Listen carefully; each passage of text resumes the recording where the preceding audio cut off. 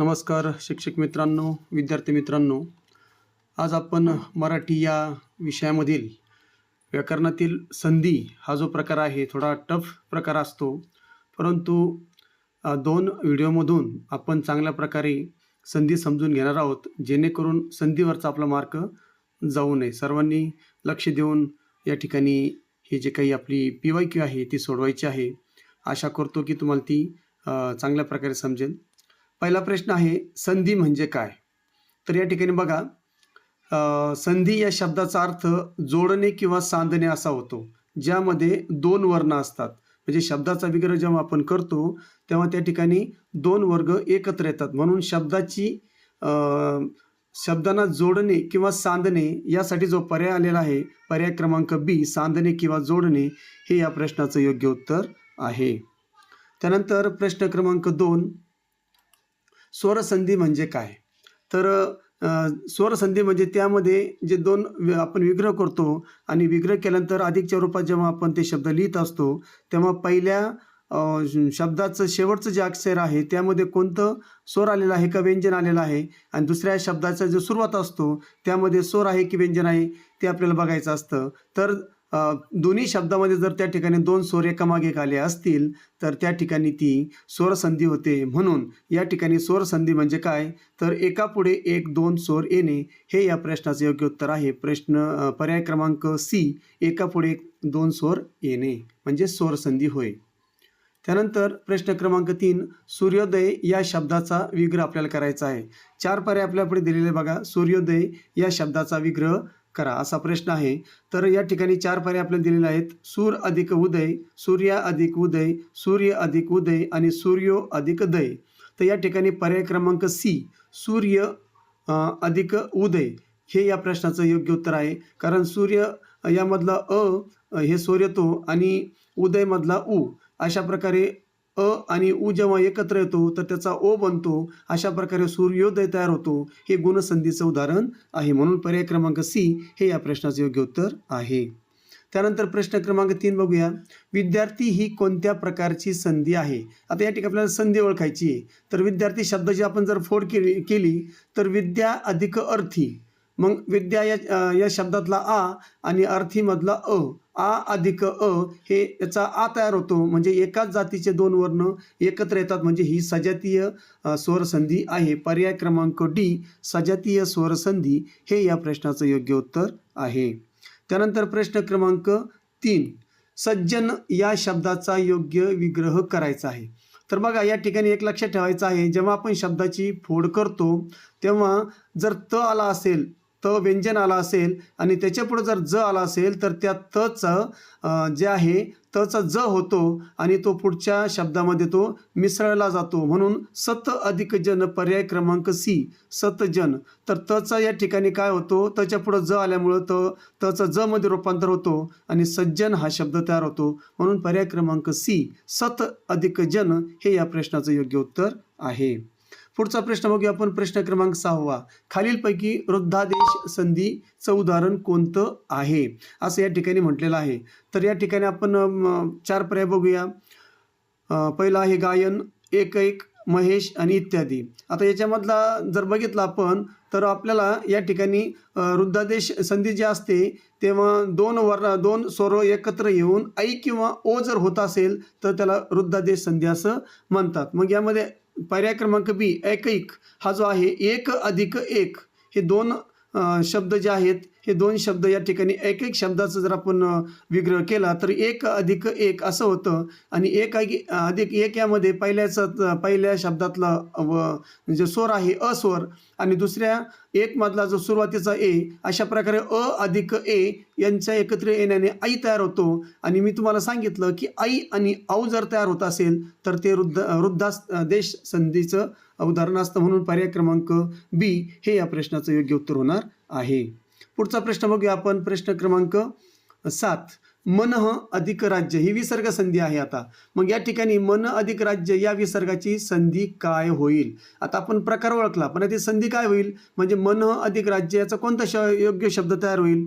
तर बघा, या ठिकाणी लक्षात ठेवायचं आहे. आता मन जे विसर्ग आहे विसर्गाच्या मागे जर अ म्हणजे न न जो आहे न न या अक्षरामध्ये अ हा स्वर असतो, म्हणून विसर्गाच्या मागे जर अ आला असेल आणि त्याच्या पुढच्या शब्दामध्ये जर त्या ठिकाणी मृदू व्यंजन आलं असेल, कारण र हे मृदू व्यंजन आहे, तर त्या ठिकाणी त्या विसर्गाचा जो असतो विसर्गाचा उ होऊन तो अ मध्ये मिसळला जातो. उ आणि अ एकत्र आल्यानंतर ओ तयार होतो. म्हणून या ठिकाणी पर्याय क्रमांक ए मनोराज्य हे या प्रश्नाचं योग्य उत्तर आहे. त्यानंतर प्रश्न क्रमांक 8 बघूया आपण. मराठी भाषेतील पूर्वरूप संधीचे उदाहरण ओळखायचं आहे. आता बघा, पूर्वरूप संधी आणि पररूप संधी.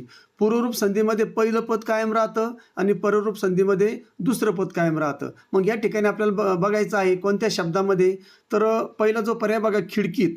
खिडकी अधिक अत. खिडकी अधिक अत. आता मग खिडकी अधिक अत जर बघितलं तुम्ही, तर खिडकी यामधलं खिडकी हा शब्द तसाच्या तसंच राहिला, म्हणजे खिडकीमधला ई तसंच कायम राहिला आणि पुढच्या शब्दामधला जो अ आहे तो अ लोप पावला. म्हणून या ठिकाणी पहिलं पद कायम राहिल्यामुळे हे पूर्वरूप संधीचं उदाहरण आहे. म्हणून पर्याय क्रमांक ए खिडकीत हे या प्रश्नाचं योग्य उत्तर होणार आहे. पुढचा प्रश्न बघूया, प्रश्न क्रमांक 9 पररूप संधी. बघा, मग आता अगोदरच्या प्रश्नामध्ये आपण बघितली पूर्वरूप संधी, आता पररूप संधी. पररूप संधीमध्ये काय होतं, दुसरं पद कायम राहतं. बघा, जेव्हा संधी होताना पहिल्या शब्दातील शेवटचा जो स्वर आहे तो लोप पावतो. आता याच्यामध्ये काय होतं, पररूप संधीमध्ये पहिला जे शब्दातला जे स्वर आहे तो लोप पावतो आणि दुसरा स्वर हा कायम राहतो, त्याला म्हणतात पररूप संधी.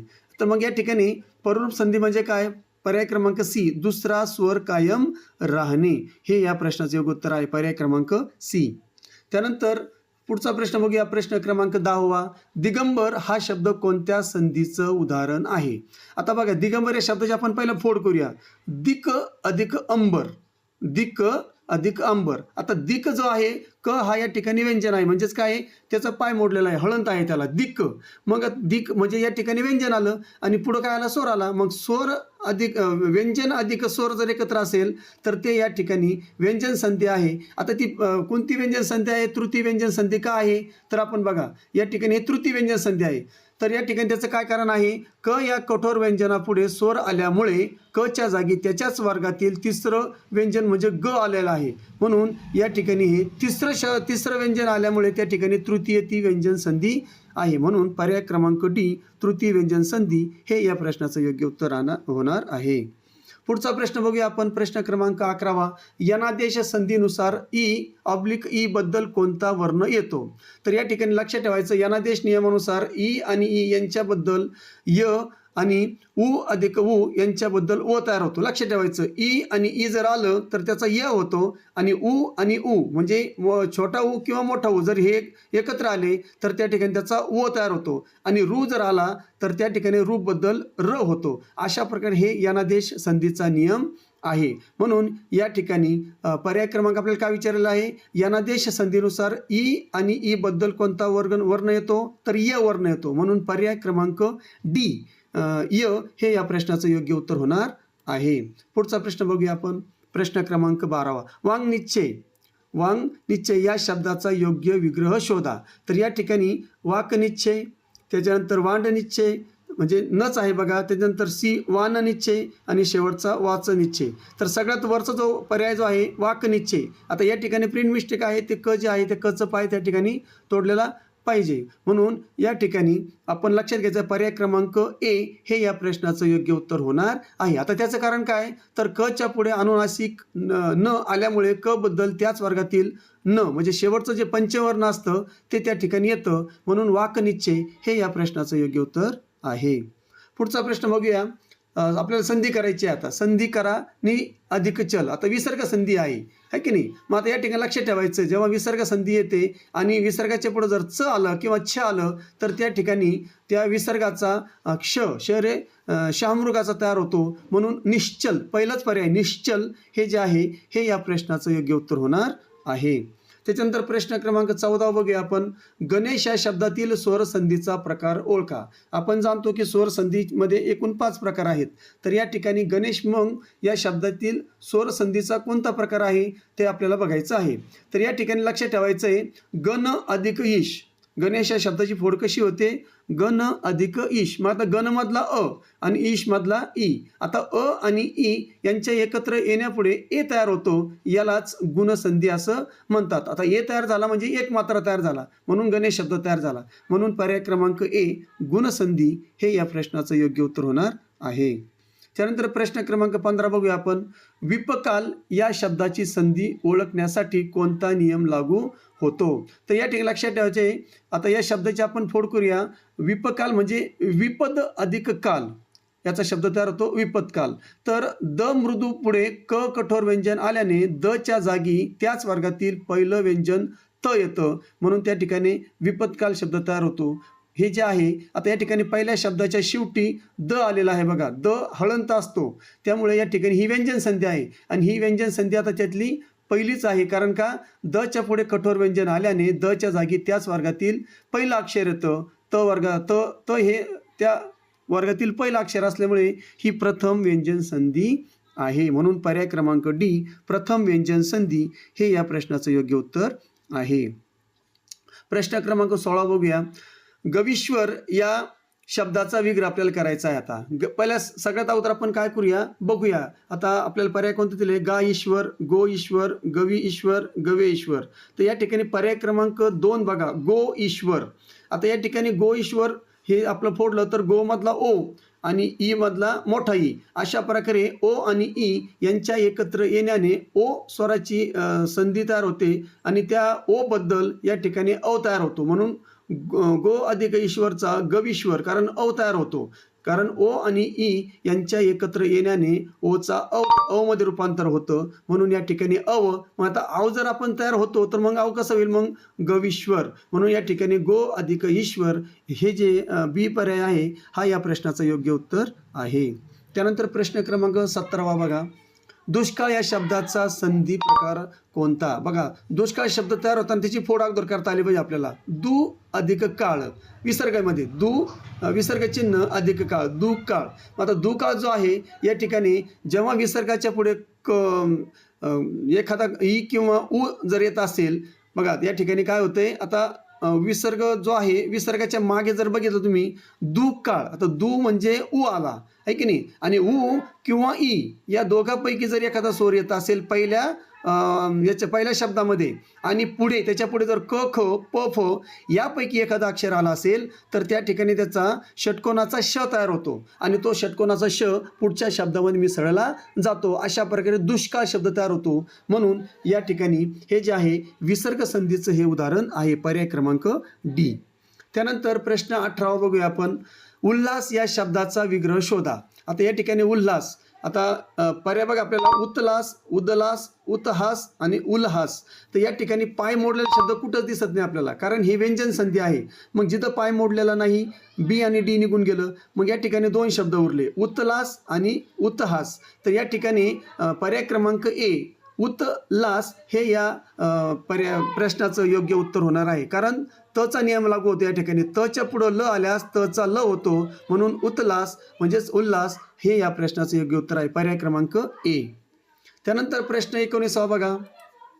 खालीलपैकी कोणता शब्द स्वर संधी नाही? तर या ठिकाणी पहिला जो शब्द आहे, पहिला शब्द वागीश. तर या ठिकाणी वागीश हा शब्द आहे. वागीश या शब्दाची आपण जर फोड केली तर या ठिकाणी वाक अधिक ईश, बघा वाक.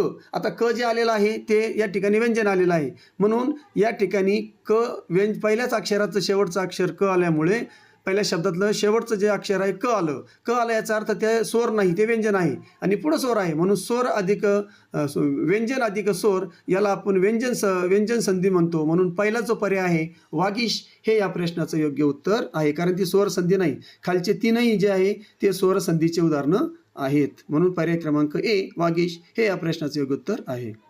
त्यानंतर प्रश्न क्रमांक 20 बघा. मतऐक्य. आता या ठिकाणी हे वृद्धादेश संधी आली बघा. तर या ठिकाणी मत अधिक ऐक्य कुठं आहे? मत अधिक ऐक्य, तर सगळ्यात शेवटचं बघा, मत अधिक ऐक्य. मत मधला अ आणि ऐक्य मधला आई. आता अ आणि आई यांच्या एकत्र येण्याने ऐरणीचा तयार होतो, म्हणून या ठिकाणी ती वृद्धादेश संधी आहे, पर्याय क्रमांक डी मत अधिक ऐक्य हे या प्रश्नाचे योग्य उत्तर आहे. त्यानंतर प्रश्न क्रमांक 21 बघा. नयन या शब्दाची संधी कशी होईल? तर या ठिकाणी आता हे सरावानच होणार आहे. तर या ठिकाणी न अधिक यन होऊ शकत नाही, कारण नयन शब्द ऑलरेडी दिलेला आहे. नै अधिक अन ते पण होणार नाही. ने अधिक अन, बघा ने अधिक अन, पर्याय क्रमांक सी, ने अधिक अन. जर या ठिकाणी लक्षात ठेवायचे, ए पुढे कोणताही स्वर आल्यास ए बद्दल अ तयार होतो. म्हणजे ए जे पहिलं जे आहे ने, या ठिकाणी ए हा स्वर आलेला आहे आणि एच्या पुढं कोणताही स्वर येऊ द्या, त्या ठिकाणी त्याचा काय तयार होतो? अन तयार होतो. मग म्हणून नयन. म्हणून या ठिकाणी ने अधिक अन, पर्याय क्रमांक सी हे या प्रश्नाचे योग्य उत्तर आहे. पुढचा प्रश्न बघूया आपण, प्रश्न क्रमांक 22वा. उद्धार या शब्दाचा अचूक विग्रह ओळखा. आता पुन्हा या ठिकाणी उद्धार म्हणजे ही व्यंजन संधी आहे. मग आता व्यंजन संधी म्हणल्यानंतर पाय तोडलेलं अक्षर पाहिजे आणि फक्त एकच शब्द आलेला आहे, उत्तहार. दिसला असेल सर्वांना, पर्याय क्रमांक बी. बाकी ए, सी आणि डी यांचे हळंत नाही आहे, म्हणजे या ठिकाणी पाय तोडलेला नाही. उत्त अधिक हार, पर्याय क्रमांक बी हे या ठिकाणी याचं योग्य उत्तर आहे, कारण हा तचा नियम या ठिकाणी लागू होतो. म्हणून उत्तहार हे या प्रश्नाचं योग्य उत्तर आहे. त्याच्यानंतर प्रश्न क्रमांक 23 बघा. स्वल्प या शब्दाचा विग्रह करा. आता या ठिकाणी ही स्वल्प हा जो शब्द आहे, हा शब्द स्वर संधीचं उदाहरण आहे.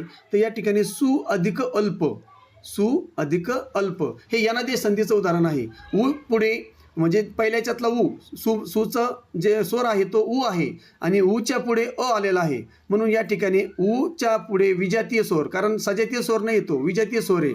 उ आणि त्याच्या पुढं काय आलेला आहे? अ आलेला आहे. जर त्याच्या पुढं जर स्वर उ आला असता तर तो सजातीय स्वर झाला असता. तर त्या ठिकाणी मात्र हा विजातीय स्वर आल्यामुळे याचा व तयार होतो आणि म्हणून स्वल्प हा असा शब्द तयार होतो. म्हणून हे यानादी संधीचं उदाहरण आहे. तर पर्याय क्रमांक डी, सु अधिक अल्प हे या प्रश्नाचं योग्य उत्तर आहे. त्यानंतर पुढचा प्रश्न बघूया आपण, प्रश्न क्रमांक 24. मराठीतील विशेष संधीपैकी घामोजे हा शब्द कोणत्या प्रकारात मोडतो? मग आता घामोजे शब्दाचा आपण अगोदर विग्रह करू. घाम अधिक ओजे, घाम अधिक ओजे. आता घाम अधिक ओजे जर हा शब्द बघितला, घामोजे म्हणजे या ठिकाणी घाम अधिक ओजे. मग या ठिकाणी काय झालेलं आहे? घामोजे मधला अ लोप पाहून ओ कायम राहिलेला आहे. म्हणून या ठिकाणी दुसरं पद कायम राहिल्यामुळे या ठिकाणी ही पररूप संधी आहे. कारण पररूप संधीमध्ये दुसरं पद कायम राहतं, दुसऱ्या शब्दामधला जो स्वर आहे तो कायम राहतो आणि पूर्वरूप संधीमधले पहिला जे स्वर आहे पहिल्या शब्दाचा तो कायम राहतो. या ठिकाणी दुसऱ्या शब्दातला जो काही स्वर आहे तो कायम राहिल्यामुळे ही पररूप संधीचं उदाहरण आहे. म्हणून पर्याय क्रमांक सी, पररूप संधी हे या प्रश्नाचं योग्य उत्तर आहे.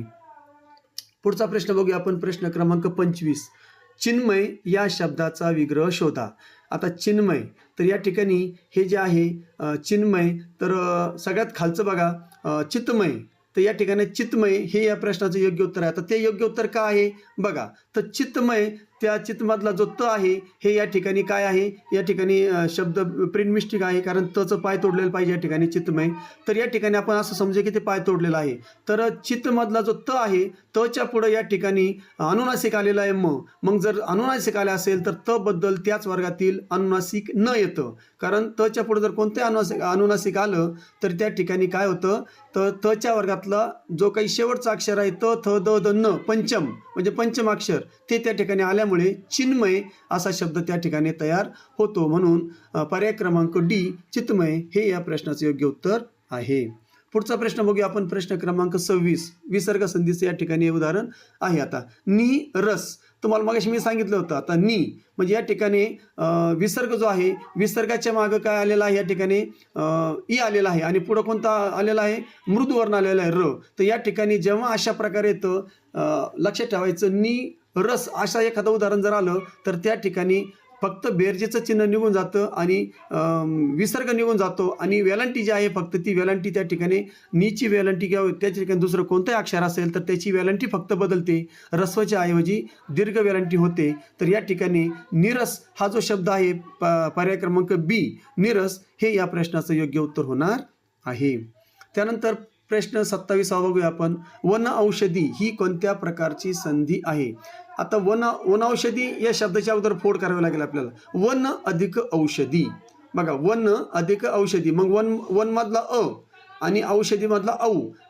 अधिक औ यांच्या एकत्र येण्याने औ तयार होतो. आणि मगाशी आपण बघितलं आई किंवा औ जर तयार होत असेल तर ते वृद्धादेश संधीचं या ठिकाणी काय आहे, उदाहरण आहे. म्हणून पर्याय क्रमांक ए वृद्धादेश संधी हे या प्रश्नाचं योग्य उत्तर आहे.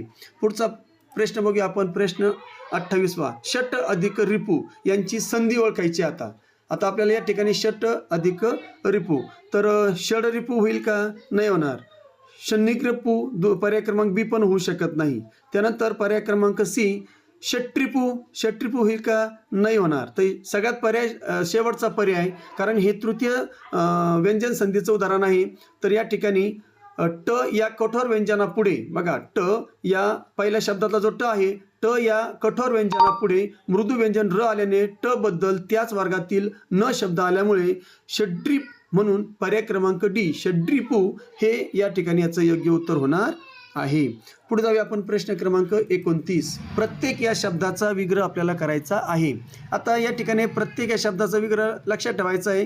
प्रति अधिक एक, प्रति अधिक एक. तर या ठिकाणी हे यनादेश संधीचं उदाहरण आहे, कारण ई आणि ए एकत्र आल्यामुळे त्याचा य तयार होतो आणि त्या ठिकाणी यनादेश संधी आहे. प्रति अधिक एक पहिलाच जो पर्याय आहे तो याचा योग्य उत्तर आहे. त्यानंतर पुढचा शेवटचा प्रश्न बघणार आहोत आपण. प्रश्न क्रमांक 30. सच्चिदानंद या शब्दातील संधीचे घटक कोणते? तर बघा, सच्चिदानंद यामध्ये 3 शब्द आले, 3 घटक आहेत. सत अधिक चित्त अधिक आनंद. कुठं आहे मग? सत. फक्त शेवटच्या 2 मध्ये गोंधळ होऊ शकतो, पण या ठिकाणी त घ्यायचा नाही. तर आपल्याला पाय मोडलेला त कुठं आहे बघा, सत अधिक चित्त अधिक आनंद. तर या ठिकाणी सच्चिदानंद तयार होतो. म्हणजे सगळ्यात शेवटचं जे आपला पर्याय आहे, पर्याय क्रमांक डी हे या प्रश्नाचं योग्य उत्तर आहे. कारण या ठिकाणी लक्षात ठेवा, तचा च आणि दुसऱ्या तचा द या ठिकाणी झालेला आहे. तर लक्षात ठेवायचं, पहिल्या तचा च होतो आणि दुसऱ्या तचा या ठिकाणी काय होतो, द होतो. म्हणून सच्चिदानंद हा शब्द तयार होतो. पर्याय क्रमांक डी हे या प्रश्नाचं योग्य उत्तर आहे. अशा प्रकारे आजचे जे संधीचे जे काही 30 प्रश्न होते PYQ, मी माझ्या पद्धतीनं तुम्हाला या ठिकाणी समजून देण्याचा प्रयत्न केलेला आहे. तर आशा करतो की तुम्हाला ते नक्की समजलं असेल. पुन्हा आपण नवीन व्हिडिओमध्ये भेटणार आहोत. तोपर्यंत सराव करा, आनंदात राहा. जय हिंद, जय महाराष्ट्र.